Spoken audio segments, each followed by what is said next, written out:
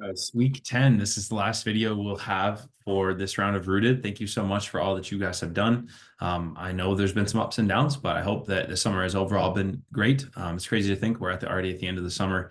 But just want to say thank you so much for all that you guys have done. It's pretty special to hear some of the small stories that have happened. And again, I hope that you have seen some important steps of growth taking place in your own life and in the lives of the people that you have worked with. I read the cardboard testimonies and they're all so great. So again, it's just pretty cool to see. Um, as you look at week 10 here, I remember we're going to do the celebration first. I think it'll be 30 to 45 minutes, somewhere in there. Probably hoping to be on the shorter end of that.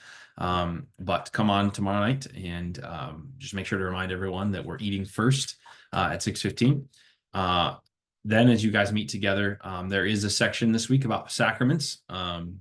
And so if you do have any interest in looking more into this and discussing it, the last two rounds especially, there's been a lot of questions about sacraments, baptism and communion. And so there's a section here on sacraments if you are interested.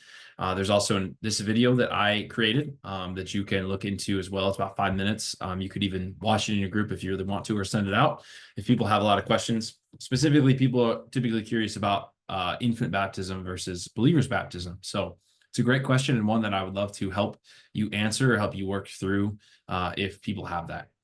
So week 10 is a special night. As I said, beyond the celebration, it's a special night in general. I would do an icebreaker if you still have one, or jump right into it as time is a little bit limited.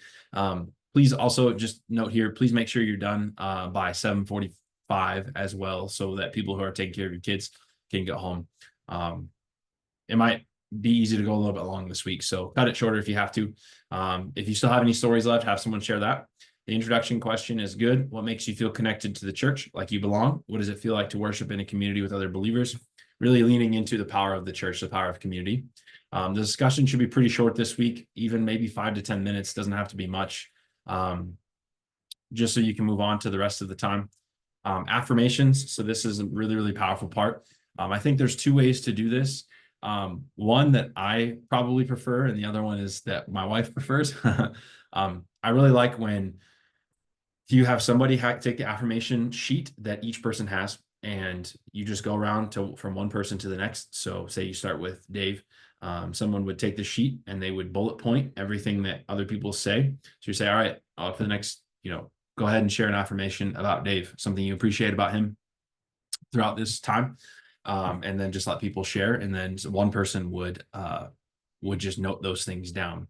I know that's hard. It takes a little bit of time. So the one thing that the way that we have done it more recently is to actually just take the sheet, each person's sheet, make sure you knows whose it is, right? And then have someone write out their affirmation and then pass it to the next person. They write out their affirmation, pass it to the next person. That one's a little bit easier. It takes a lot less time. But what I would encourage you to do is have that person read those things aloud, or have somebody read those things aloud. So I think there's power in just hearing those words of affirmation, which is why I like the first one. It's a little bit more organic, but I get it. If it's a lot faster to do it this way, the second way. So if that's what you choose to do, that's okay.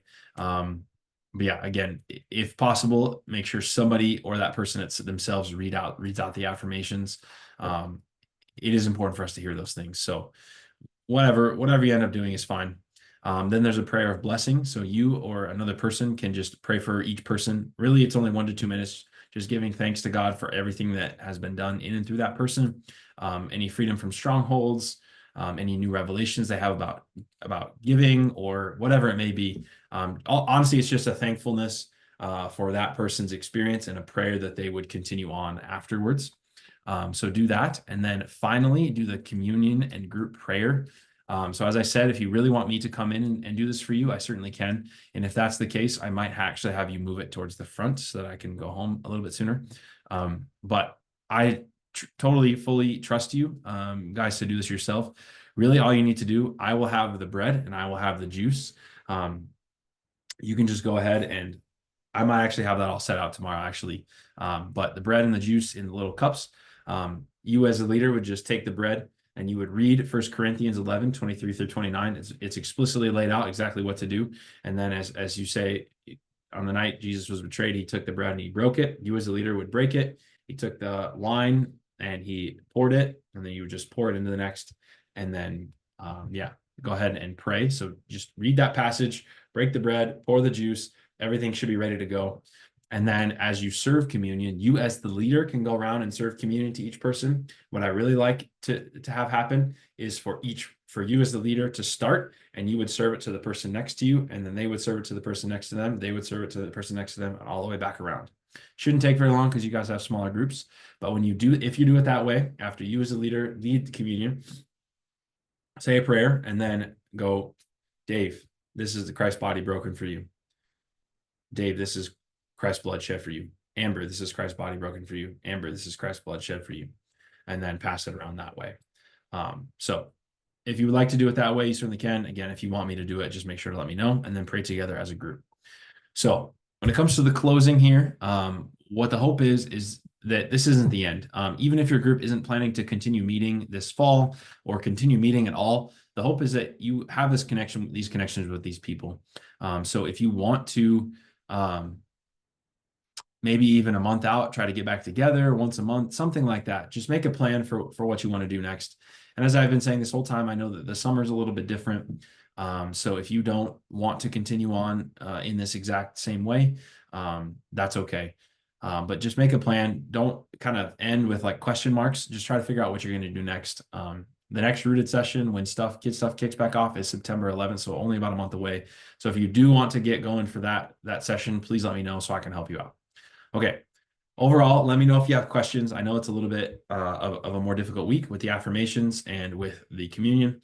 Please make sure you feel comfortable with these things. And if you don't, let me know how I can help you to make it happen. Again, so very thankful for you guys. I'm really excited to celebrate with you tomorrow night.